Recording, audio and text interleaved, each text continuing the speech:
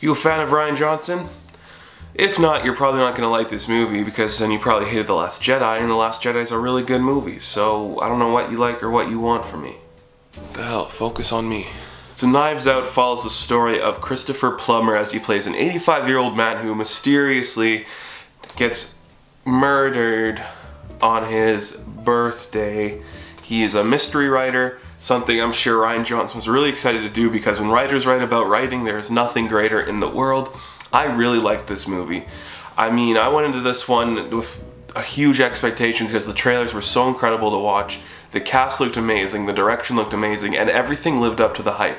My only real complaint is, I wouldn't really call this movie a whodunit, like it was kind of being teased in the movies. A whodunit implies you're going to have a various array of cast members kind of going in and out of who could be suspect, and I don't really think that's the case for this movie. You don't really look at every individual character in this and say, oh, this person did it because of this. And then you kind of learn that early on in the film, and then more story stuff progresses as that goes along, adding to a new layer of that. Calling it a whodunit, I don't really think that term works for this movie, because you know right away how the story is going to go, who the main characters are, and it's not more of a murder mystery, it's more of let's solve this murder and see if we can go from there. The direction from Rian Johnson is really incredible. You could tell he's a fan about this stuff, but where I have to give him credit is with his dialogue, because this dialogue, man, let me tell you, one of the most important things in screenwriting is every scene should matter and every piece of dialogue should impact the entire story. You see different versions of the same story told from different perspectives. You see the narrative changing throughout the entire cast, and every callback comes back later on. That's beautiful screenwriting, it's a beautiful story. Every little detail mattered in this, and it was very, very impactful to see how that played out, and I was really excited to see that. We gotta talk about this cast though.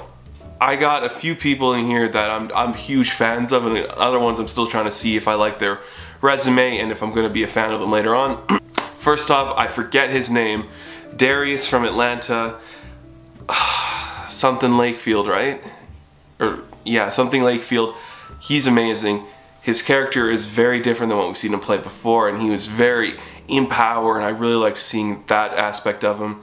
I can't remember the other officer's name. He was okay too. He was the one who was a fan of the Christopher Plummer's writing. Daniel Craig is unbelievably good in this.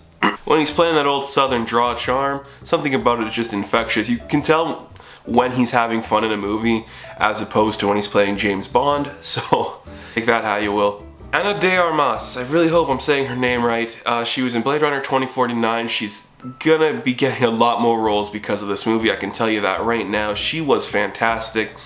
She really commanded the screen when she was on there, even though her character was a little more in the entire universe, a little more not in control of the situation, and a little bit used and abused just in terms of the family.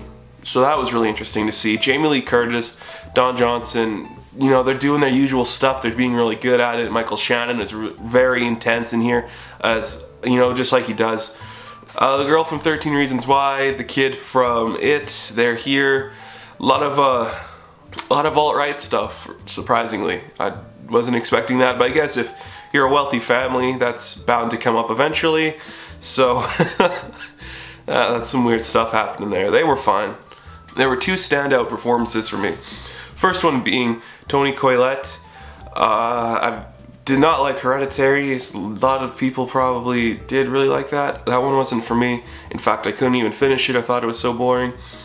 But seeing her get more work is exciting, and her character was so just lively and bubbly, and just, it seemed like a real person to me. I know people who are like this. That seems like a person in a family, and I get that. And we have to talk about Chris Evans, Captain America, the Human Torch, Casey Jones. This guy, he can play an asshole. And he makes it so believable and so interesting that you're just obsessed with everything he does on screen, because part of it is because we know he is Captain America. The other part of it is we don't want to see him be Captain America in this. And it's just so fascinating to see his character, you know, get involved in everything that's happening and see where that grows into. And there's a lot of great stuff with him and Ana de Armas, so that was really good. This movie is a piece of art. It's probably my favorite movie to come out this year so far, but there's a lot on the horizon I'm excited to see in the month of December. I can't believe this movie did as good as it did, because this could have easily been a bomb. It could have easily just fallen apart. But when you got an all-star cast working with a director who completely understands the material and where that needs to go, you're going to get something that's really interesting and not unique in a way that we haven't seen it before, but unique in a way that the way it's spun, you don't see some of the twists that are coming. So I highly, highly recommend checking out Knives Out. And